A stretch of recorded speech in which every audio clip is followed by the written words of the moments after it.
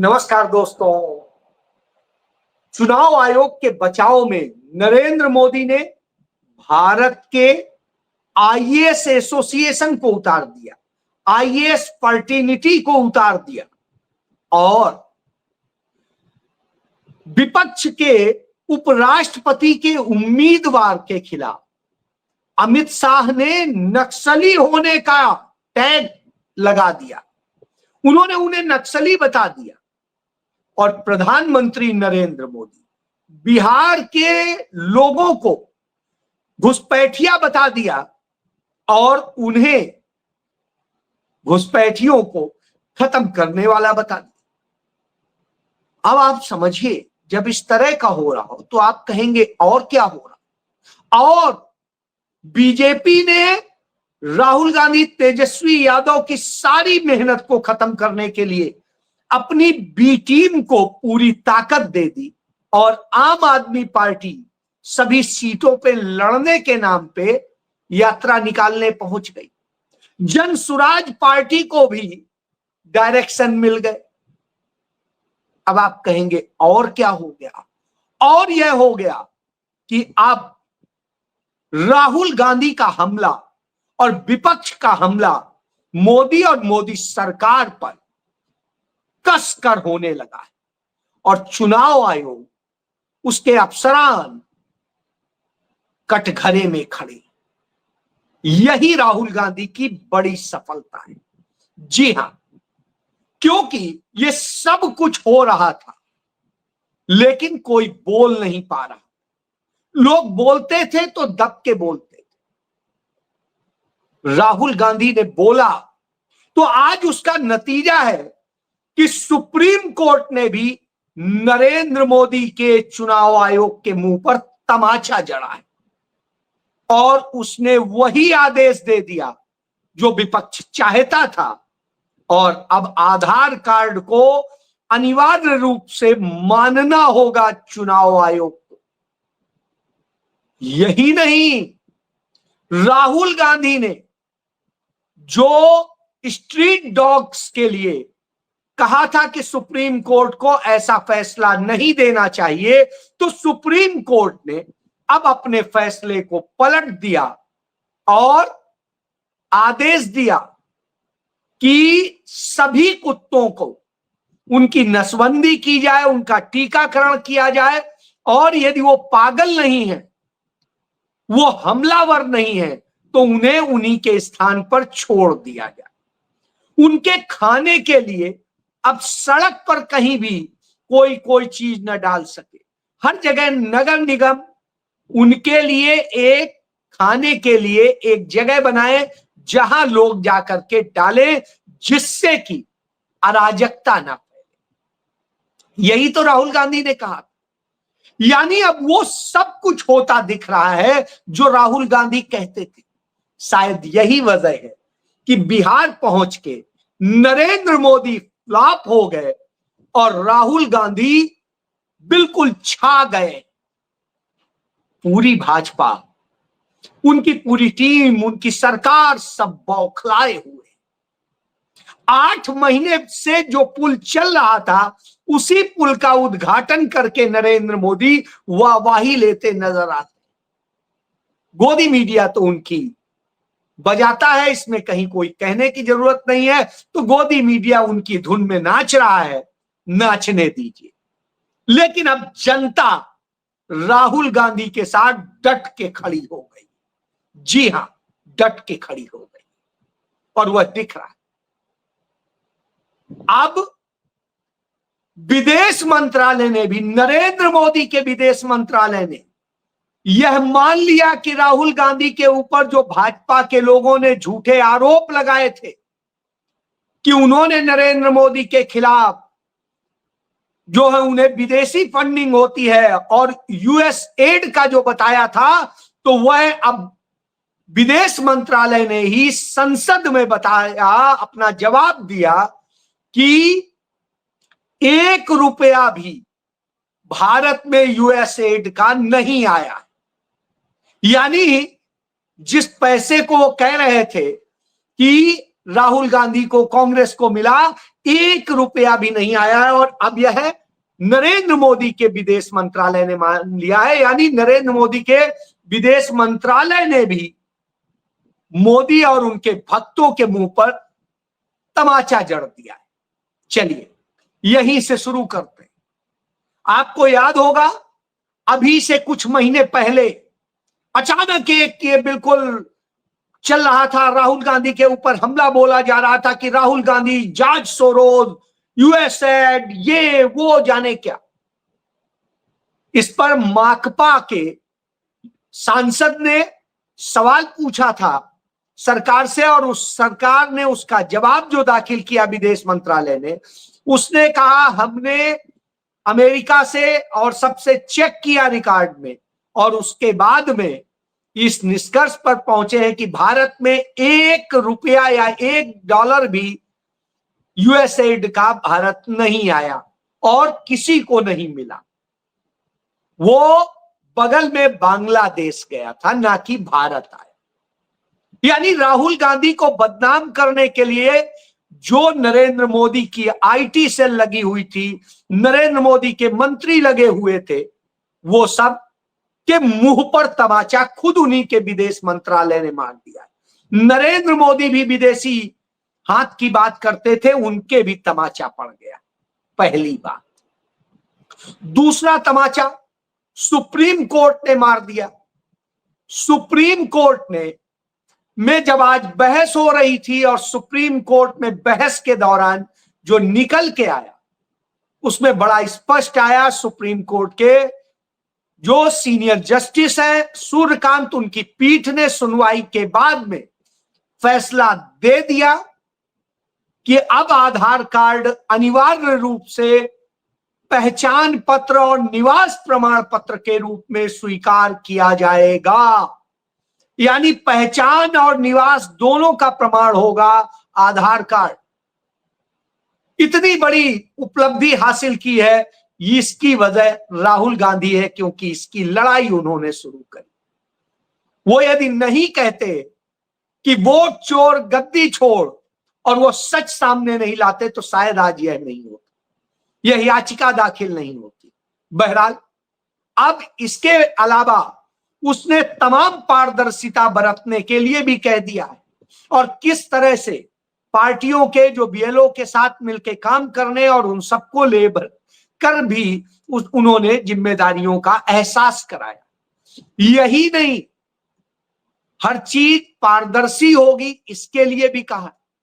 तो इस तरह से एक बड़ी जीत राहुल गांधी और उनके सहयोगी दलों ने हासिल की है, जो देश के लिए, देश के लोगों के लिए बेहतर।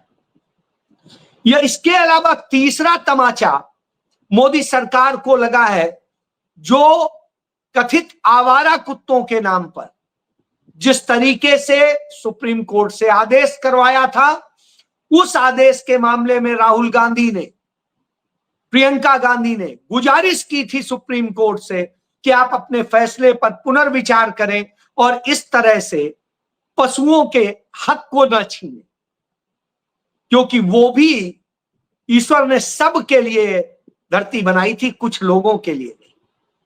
राहुल गांधी की इस बात का असर हुआ और इस पर पुनः जो सुनवाई के लिए सुप्रीम कोर्ट ने स्वीकारा और अब फैसला दे दिया है। उस फैसले में बड़ा अच्छा कहा है कि जो कि आवारा कुत्तों का टीकाकरण किया जाएगा, उन्हें उसी क्षेत्र में छोड़ा जाएगा जहां वो रहते थे।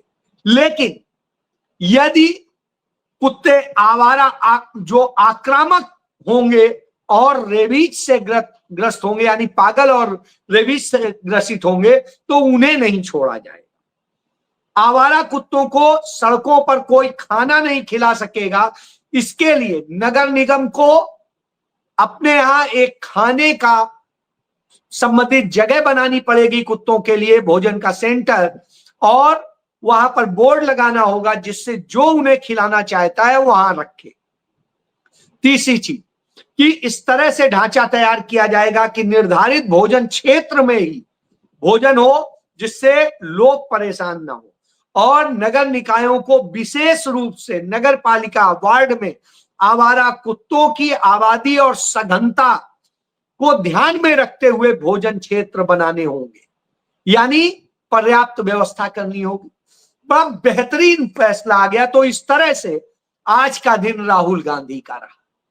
इससे भी बड़ा यह रहा कि राहुल गांधी की वोट को बचाने का जो अभियान चल रहा है, जो यात्रा चल रही है, उस यात्रा में लगातार लोग जुड़ते जा रहे हैं। और राहुल गांधी मुंगेर की धरती पर जब चल रहे थे तो अथाह भीड़ उमड़ रही थी, लोग उनके लिए पागल थे। राहुल गांधी कल रात ही पहुंच गए थे और उसके बाद से लगातार लोगों के साथ सक्रिय हैं, उनको सुन रहे हैं, उनके साथ में साझा कर रहे हैं। लोगों को एक उम्मीद राहुल गांधी में नजर आ रही। लोग उनके लिए दिल से पागल है। जो बात पप्पू यादव ने एक समय में कही थी, हाँ मैं एक तरफा प्यार करता हूं, मैं राहुल गांधी को प्यार करता हूं, मैं कांग्रेस को प्यार करता हूं, वो मुझे ले न ले, मैं उनको एक तरफा प्यार करता हूं। उसी तरीके से बिहार में अब दिख रहा है कि वहां की जनता और राहुल गांधी उनके साथ उसी तरह से प्यार से मिलते नजर आते हैं, जो लोग कभी सोचते नहीं। तो यह देखकर नरेंद्र मोदी परेशान हो गए। तो नरेंद्र मोदी ने अपना कार्यक्रम बना लिया बिहार के लिए, सरकारी कार्यक्रम, सरकारी पैसे से सरकारी भीड़ जुटाई गई। और सब कुछ करने के बाद जब ये सारा कुछ हुआ तो नरेंद्र मोदी ने 100 मीटर पैदल चल के और थोड़ी देर खुली गाड़ी में चल के 1 किलोमीटर करीब यह दिखाया कि हम भी देखो निर्भीक हैं राहुल गांधी की तरह। लेकिन जनता जानती है नहीं, चारों तरफ से जिस तरीके से घेरा बनाया गया था उससे पता चल रहा था कि कितना खौफ था। बहरहाल नरेंद्र मोदी ने यह सब उस पुल के पास किया जिस पुल का उद्घाटन उन्होंने किया, वो 8 महीने से ऑलरेडी चल रहा था और उसके जरिए वो जो नैरेटिव बनाना चाहते थे वो जनता में फ्लॉप हो गया और कहीं उसका असर नहीं दिखाई दिया। तब नरेंद्र मोदी गया जी में बोलते हैं घुसपैठियों को देश से निकाल कर रहेंगे। तो जो जब वो ये कहते हैं कि और गमछा लहराते हैं तो साहब आता है कि अच्छा ये 6 लेन का पुल है जो वो दोबारा करके कहते हैं कि हाँ हम ये करेंगे।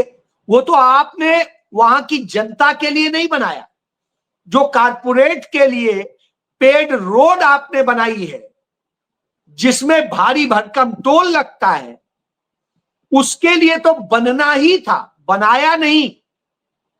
उसके लिए टोल रोड का जो ठेका लेता है वो बनाता है, यानी वो दुकानदारी है, वो फ्री का नहीं है। तो पहली बात तो ये।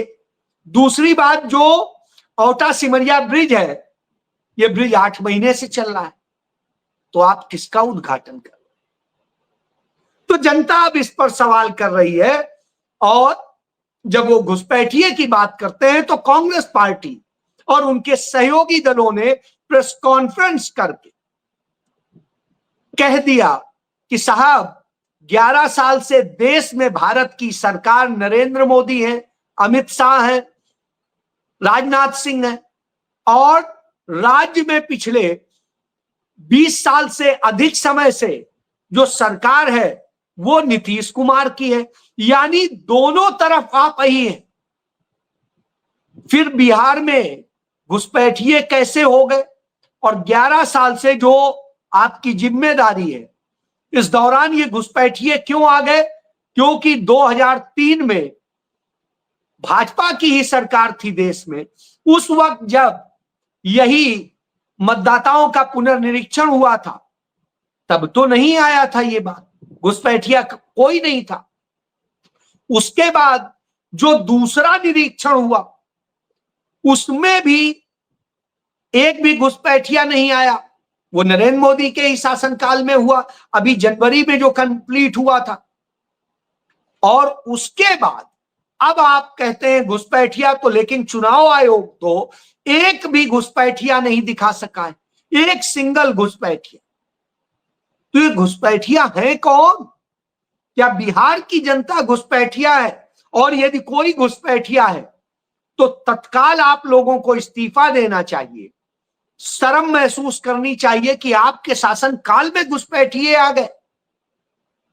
अब फंस गए नरेंद्र मोदी, तो तुरंत भाग गए पश्चिम बंगाल, वहां पे जाके मेट्रो का उद्घाटन, और उद्घाटन के नाम पे, जबकि वो मेट्रो में जो 70% पैसा है वो स्टेट का, लेकिन साहब उद्घाटन करना है, हर जगह हमारी फोटो दिखे, हमारी तस्वीर दिखे, तो ये स्थिति है। चलिए भाई, ये हो जाएगा। तो ऐसी स्थिति, तब कांग्रेस पार्टी के सांसद इमरान मसूद एक प्रेस कॉन्फ्रेंस करते हैं और वो कहते हैं जब पाकिस्तान के साथ हमारा इतना बड़ा संघर्ष चला, उसने हमारे देश का इतना नुकसान किया, और जिस तरीके से उसने हमारे कश्मीर में और सब जगह घुसपैठ करने की कोशिश की और तमाम तरह के नुकसान किए हैं, ऐसी स्थिति में भारत सरकार ने भारत के क्रिकेट कंट्रोल बोर्ड को क्यों अनुमति दे दी कि वो पाकिस्तान के साथ मैच खेले?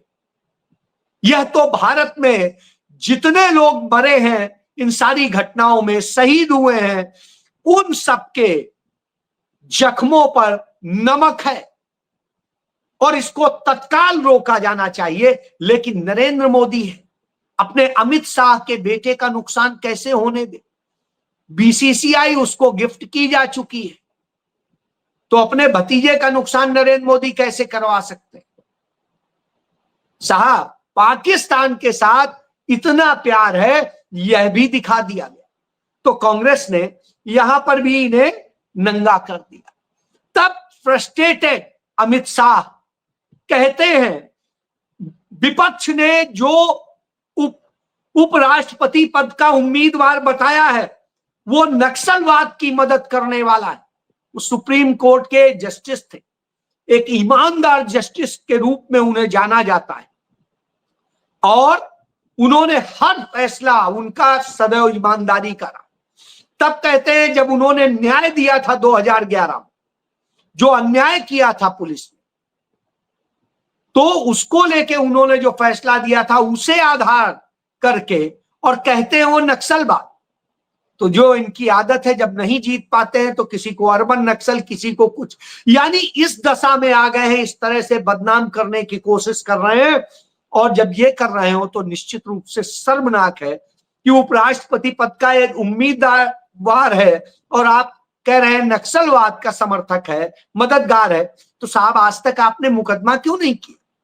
रिटायर्ड जस्टिस के खिलाफ तो एफआईआर हो सकती, और भी बहुत कुछ हो सकता है। तो अब आप समझ लीजिए। तो जब यह होता है तो निश्चित रूप से बड़ी चिंताजनक होती। उधर राजनाथ सिंह कहते हैं भारत ने फरारी जैसी अर्थव्यवस्था बनाई और दूसरी तरफ पाकिस्तान मलबे जैसा डंपर बन गया। अब एक चीज मुझे नहीं समझ में आती, जब आप यह बता रहे हैं तो आपके पास उदाहरण देने के लिए भारत के आत्मनिर्भर भारत का जो नारा दिया जाता है, एक भी उदाहरण नहीं था। आपको फरारी का देना पड़ा उदाहरण, यानी आत्मनिर्भर का उदाहरण भी देने के लिए आपके पास नहीं है, और आप कह रहे हैं अर्थव्यवस्था फरारी बता रहे हैं। भारत में कुछ नहीं है इसका मतलब। तो यहां यह भी सामने आ जाता है। अब जब इस तरीके से नरेंद्र मोदी का सब सामने आ जाता है तो बड़ी परेशानी होती। उधर मैं बता ही चुका हूं, चुनाव आयोग के जो चुनाव चोरी करने का मुख्य टूल है ज्ञानेश कुमार गुप्ते, उसके सच को सामने लाया गया और उसने जैसे बीजेपी का एजेंट हो वैसा उसने प्रदर्शित किया देश और दुनिया के सामने। तो पूरा देश उस पर तमाम तरह के कमेंट कर रहा है। उसका नतीजा ये हुआ, आईएएस फर्टिनिटी और आईएएस एसोसिएशन उनके बचाव में ऐसे उतरे, इतने महान और इतने अच्छे अफसर के, और इसके ऊपर ये कमेंट, हमले हो रहे हैं। काहे के हमले हो रहे हैं? इतनी सुरक्षा, इतनी प्रिविलेज, इतना सब कुछ लेके घूम रहे हैं, इस देश की जनता के पैसे की कमाई का, उसके खून पसीने की कमाई का, और उसके बाद उसी के साथ वो हरामी कर रहे हैं, यानी नमक हराम बन रहे हैं। और जब नमक हराम बन रहे हो तो कमेंट नहीं किया जाएगा। उसी संविधान और लोकतंत्र की हत्या करने पे तुले हैं जिसके बूते वो इस पद पर बैठे। शर्म आनी चाहिए इस फर्टिनिटी को, इस एसोसिएशन। मैंने इसको लेके उनके ट्वीट पर लिखा भी है, आप जाएंगे तो देखेंगे। इससे आप समझ लीजिए कि आज देश किस दिशा में जा रहा है। लेकिन दूसरी तरफ अब बिहार से वह जो है आग निकली है, जिस आग में जल जाने की बात प्रियंका गांधी ने अपने भाई राहुल गांधी को कही थी, वह आग अब फैल रही है और वह बता रही है कि राहुल गांधी अब सिर्फ विपक्ष के नहीं, देश के सबसे बड़े लीडर हैं और सचमुच नायक, महानायक। जी हां, तभी नरेंद्र मोदी फेल हो गए, फ्लॉप हो गए, और राहुल गांधी की बल्ले बल्ले। जी हां, यह है आज का सच। जय